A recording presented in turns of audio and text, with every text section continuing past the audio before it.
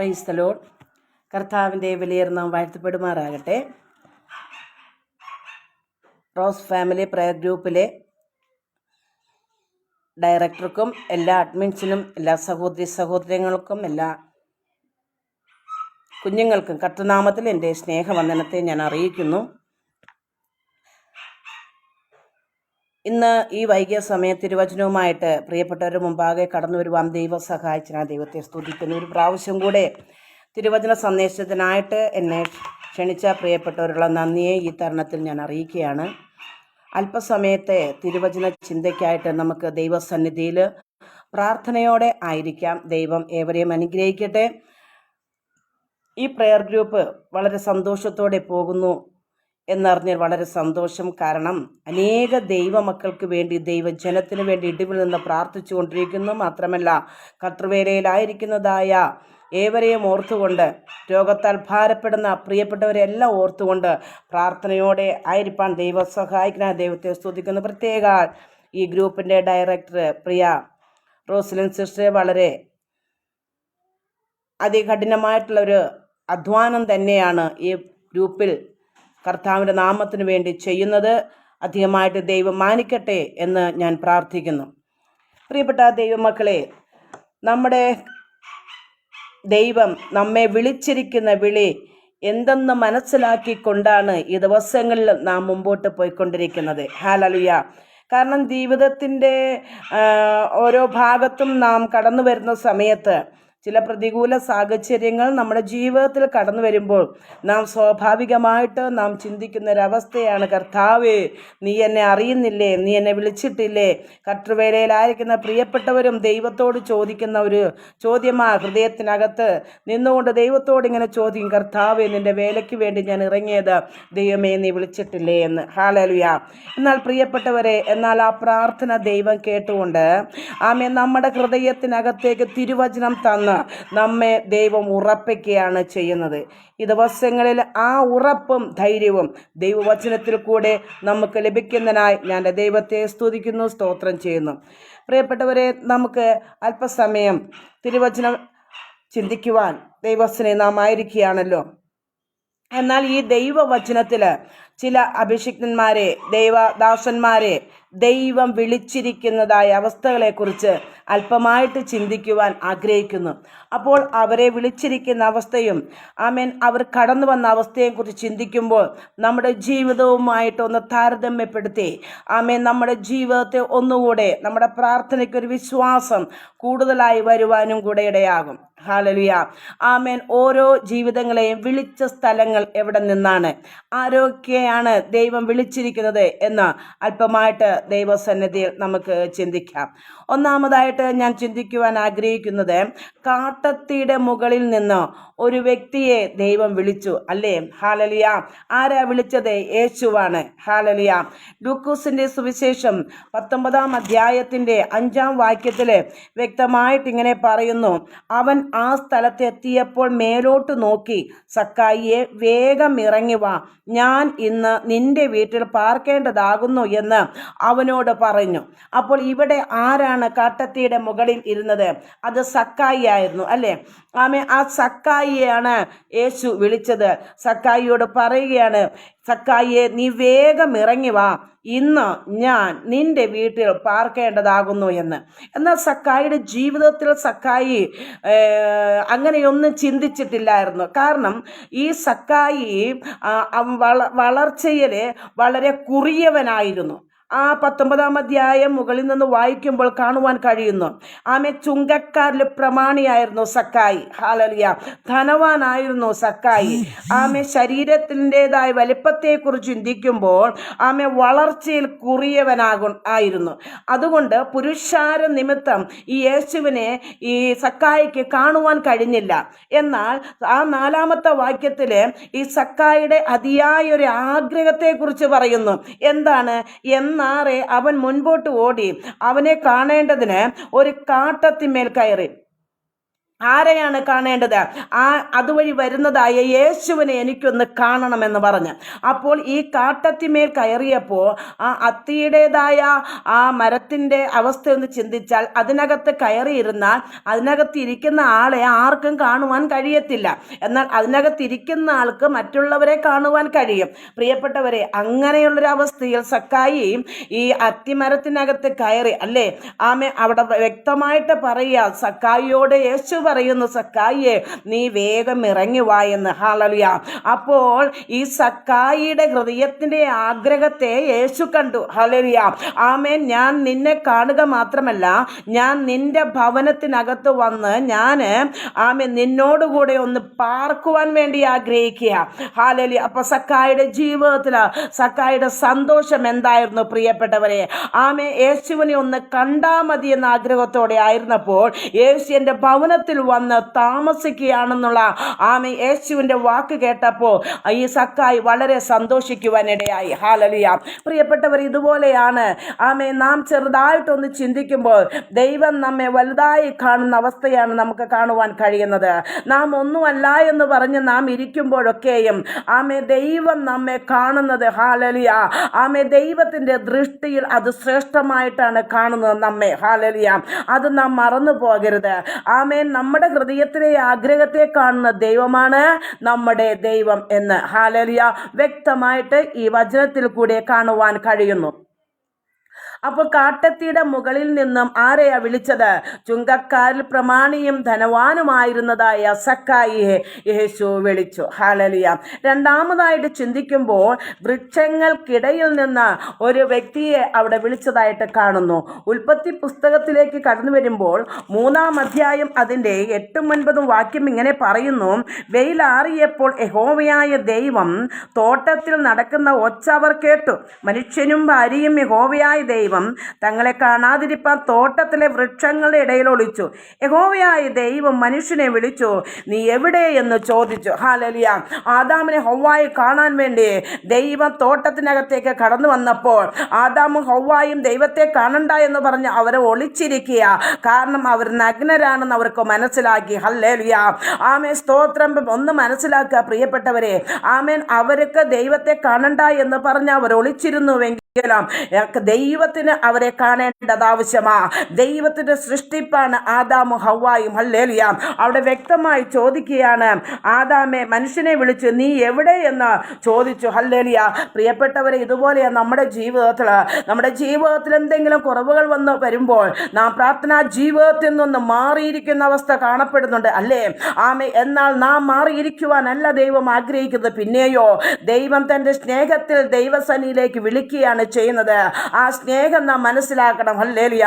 ആദാമും ഹവ്വായും ദൈവത്തിന്റെ സന്നിധിയിൽ മാറിപ്പോകുവാൻ ആഗ്രഹിച്ചുവെങ്കിൽ ദൈവം അവിടെ കടന്നു വന്ന നീ എവിടെ എന്ന് ചോദിക്കുക. നമ്മുടെ ജീവിതത്തിൽ ഒന്ന് ചിന്തിച്ചു നോക്കൂ. ദൈവം നമ്മോട് ചോദിക്കുന്നുണ്ടോ നീ എവിടെയാണെന്ന്? ഹല്ലേലൂയ. നാം ഒന്ന് മാറിയിരുന്നാലും ദൈവം നമ്മോട് ചോദിക്കുന്നൊരു ചോദ്യമുണ്ട്, നീ എവിടെയാണെന്ന്. ഹല്ലേലൂയ. നാം അകന്നു പോകുവാനല്ല ദൈവം ആഗ്രഹിക്കുന്നത്. പിന്നെയോ നമ്മെ സ്നേഹിക്കുന്ന ദൈവം നമ്മെ സ്നേഹിക്കുമ്പോൾ ആ സ്നേഹത്തിന്റെ അടുക്കിലേക്ക് കടന്നു വരുവാനാണ് ദൈവം നമ്മെ കുറിച്ച് ആഗ്രഹിക്കുന്നത്. ഹല്ലേലൂയ.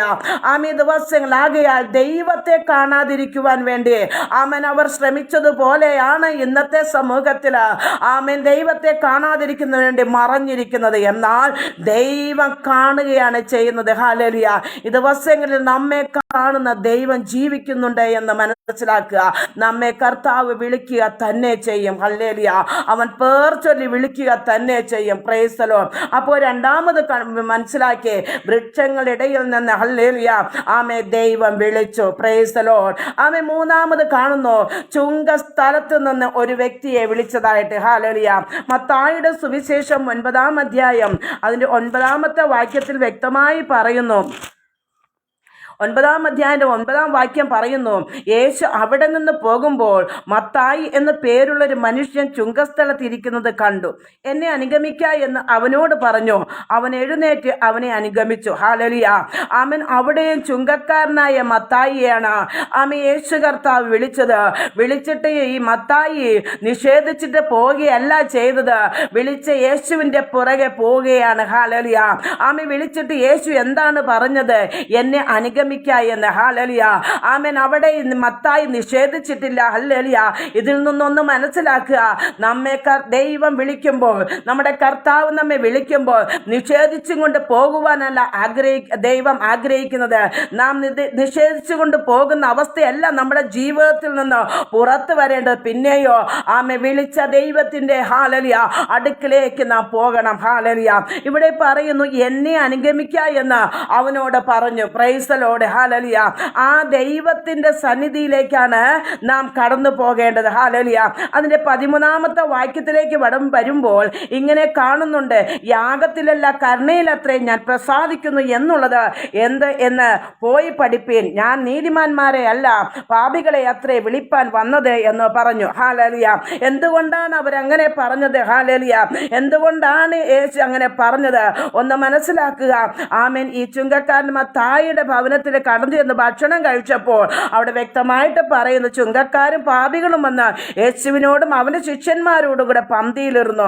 അപ്പോൾ അവിടെ ഒരു പിറുപിറുപ്പ് സംസാരവും ഉണ്ടായപ്പോഴാണ് ഇങ്ങനെയുള്ള വചനം അവിടെ പറഞ്ഞത്, യാഗത്തിലല്ല കരുണയിലത്രേ ഞാൻ പ്രസാദിക്കൂ എന്നുള്ളത് എന്ന് പോയി പഠിക്കുവാനെന്ന്. ഹല്ലേലൂയ. കരുണയിലാണ് ദൈവിക പ്രസാദം കടന്നു വരുന്നത്. ഞാൻ നീതിമാന്മാരെ അല്ല പിന്നെയോ പാപികളെ അത്രേ വിളിപ്പാൻ വന്നത് എന്ന് വ്യക്തമായിട്ട് യേശു ഇവിടെ പറയുക. പ്രിയപ്പെട്ടവരെ, നീതിമാന്മാരെ തേടിയല്ല യേശു വന്നത്, പിന്നെയോ പാപികളെ അത്രേ വിളിപ്പാൻ വന്നത്. അതെ, ആ വിളിക്ക് ഒരു വിശേഷത അവിടെ കൊടുത്തിട്ടുണ്ടോ, ഒരു വിശേഷണം കൊടുത്തിട്ടുണ്ട്. എന്താണ്? അത്രേ, പാപികളെ അത്രേ. ഹല്ലേലൂയ. അതൊന്ന് മനസ്സിലാക്കുക. നീതിമാന്മാരെ തേടിയല്ല യേശു വന്നത്, പിന്നെയോ പാപികളെ അത്രേ വിളിപ്പാൻ യേശു കടന്നു വന്നത്. ഹല്ലേലൂയ. സ്തോത്രം. അതുകൊണ്ടാണ് ചുങ്കക്കാരൻ മത്തായി യേശു വിളിച്ചത്, എന്നെ അനുഗമിക്ക എന്ന്. ഹല്ലേലൂയ. ഏത് അവസ്ഥയിൽ കിടന്ന ജീവിതത്തെയും ദൈവം വിളിച്ചു വേർതിരിക്കുമ്പോൾ അവൻ ആ ദൈവസ്നേഹം മനസ്സിലാക്കി യേശുവിന്റെ പുറകെ പോവുകയാണ് ചെയ്യുന്നത്. ഹല്ലേലൂയ. അപ്പോൾ മൂന്നാമതായിട്ട് നാം മനസ്സിലാക്കിയ ചുങ്കസ്ഥലത്തിരുന്നതായ മത്തായിയെ യേശു വിളിച്ചു. ഹല്ലേലൂയ. ആ വിളിക്കൊത്തവണ്ണം യേശുവിന്റെ അടുക്കിലേക്ക് മത്തായി കടന്നു വന്ന് മത്തായി യേശുവിനെ അനുഗമിക്കുവാനിടയായി. ഹല്ലേലൂയ. ഇനി 4ാമത്തെ ഒരാളെ വിളിക്കുന്നതായിട്ട് കാണുവാൻ കഴിയുന്നു. അത് ഒന്ന് ശമൂവേലിന്റെ പുസ്തകത്തിൽ വ്യക്തമായിട്ട് കാണുവാൻ കഴിയുന്നു. 1 ശമൂവേൽ 10ാം അധ്യായം അതിൻ്റെ 24ാമത്തെ വാക്യത്തിൽ അവിടെ കാണുന്നുണ്ട്. ആകയാൽ ഇവിടെ പറയുന്ന 10ാം അധ്യായം 24ാം വാക്യം, അപ്പോൾ ശമൂവേൽ സർവ്വജനത്തോടും, യഹോവ തിരഞ്ഞെടുത്തവനെ നിങ്ങൾ കാണുന്നുവോ? സർവ്വജനത്തിലും അവനെ പോലെ ഒരുത്തനുമില്ലല്ലോ എന്ന് പറഞ്ഞു. ഹല്ലേലൂയ. ആരെയാണ് ഇവിടെ ദൈവം തിരഞ്ഞെടുത്തത്? ഹല്ലേലൂയ. ആമേൻ. അവിടെ സമാനങ്ങൾക്ക് ഇടയിൽ ഇരുന്നതായ ശൗലിനെ. ഹല്ലേലൂയ. ആമേൻ. അവിടെ ആ 17ാം വാക്യം മുതൽ വായിക്കുമ്പോൾ വ്യക്തമായിട്ട് നമുക്ക് മനസ്സിലാക്കുവാൻ കഴിയും. ഹല്ലേലൂയ. ഇസ്രായേലിനെ മിസ്രയീം ദേശത്ത് നിന്ന് കൊണ്ടുവന്ന് മിസ്രയീമിന്റെ കയ്യിൽ നിന്നും അവരെ നിങ്ങളെ ഉപദ്രവിച്ച സകല രാജാക്കന്മാരുടെ കയ്യിൽ നിന്ന് നിങ്ങളെ വിടുവിച്ചു. സ്തോത്രം. തിരുവചനം വ്യക്തമായി പറയുന്നു. ഹല്ലേലൂയ. എന്നിട്ട് അവിടെ ഇങ്ങനെ പറയുന്നു, നിങ്ങളോ സകല അനർത്ഥങ്ങളിൽ നിന്നും കഷ്ടങ്ങളിൽ നിന്നും നിങ്ങളെ രക്ഷിച്ച നിങ്ങളുടെ ദൈവത്തെ ഇന്ന് ത്യജിച്ചു. ഞങ്ങൾക്കൊരു രാജാവിനെ നിയമിച്ച് തരണമേ എന്ന് അവനോട് പറഞ്ഞിരിക്കുന്നു. ഇത് വായിക്കുവാനാണ് ഞാൻ അവിടെ അത്രയും വായിച്ചത്. ഹല്ലേലൂയ. അപ്പോൾ ഇസ്രായേൽ ജനം ഒരു രാജാവിനെ തരണമെന്ന് പറയുകയാണ്. അപ്പോൾ ശമൂവേല് ആ രാജാവിനെ നോക്കി അതാരാണ് എന്ന് ദൈവത്തോട് പ്രാർത്ഥിച്ച ദൈവത്തിന്റെ ആലോചന വാങ്ങിച്ചു കൊണ്ട് പോവുകയാണ്. ഹല്ലേലൂയ. ഇസ്രായേൽ ജനത്തോട് ഇങ്ങനെ പറയുന്നു, ആകയാൽ നിങ്ങൾ ഗോത്രം ഗോത്രമായും സഹസ്രം സഹസ്രമായും യഹോവയുടെ സന്നിധിയിൽ നിൽക്കുവാൻ പറയുകയാണ്. ഹല്ലേലൂയ. അവിടെ ഒരു തെരഞ്ഞെടുപ്പ് നടക്കാൻ പോകുകയാ. ആമേൻ. ആമേൻ. ഈ പരിശുദ്ധാത്മ നിറഞ്ഞുകൊണ്ട് ശമൂവേൽ പ്രവാചകൻ പറയുകയാണ്, നിങ്ങൾ ഇപ്പോൾ ഗോത്രം ഗോത്രമായും സഹസ്രം സഹസ്രമായും യഹോവയുടെ സന്നിധിയിൽ നിൽക്കുവാൻ. അങ്ങനെ ശമൂവേല് ഇസ്രായേൽ ഗോത്രങ്ങളെ എല്ലാം അടുത്ത് വരുത്തി. ഹല്ലേലൂയ. അവിടെ വരുത്തിയിട്ട് അവരെ ഗോത്രം ഗോത്രമായിട്ട് സഹസ്രം സഹസ്രമായി അവരെ നിർത്തി. ഹല്ലേലൂയ. ചീട്ട് വീണ ഗോത്രത്തെ വിളിച്ചും കൊണ്ട് അവരെയും അവിടെ കൊണ്ടുവന്നിട്ടുണ്ടോ എന്ന് ചോദിച്ചു.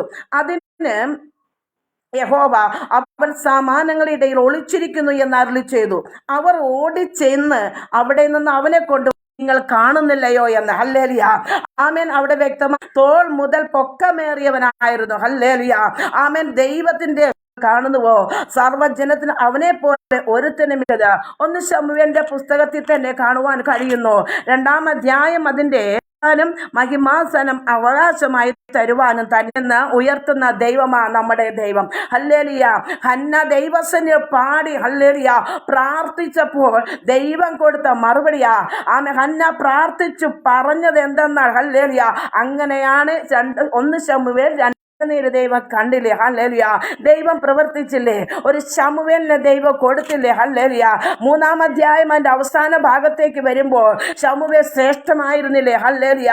എന്താണ്? ദാൻ മുത്സം അവനോട് കൂടെ പാർക്കുവാൻ ആഗ്രഹിക്കുന്നു എന്ന് ഈ യേശു പറഞ്ഞ് അതിൽ നിന്നൊന്ന് മനസ്സിലാക്കുക. ചോദിക്കുന്നതിനും നിനക്കുന്നതിനും അത്യന്തപരമായിട്ടാണ് നമ്മെ ദൈവം മാനിക്കുന്നത്.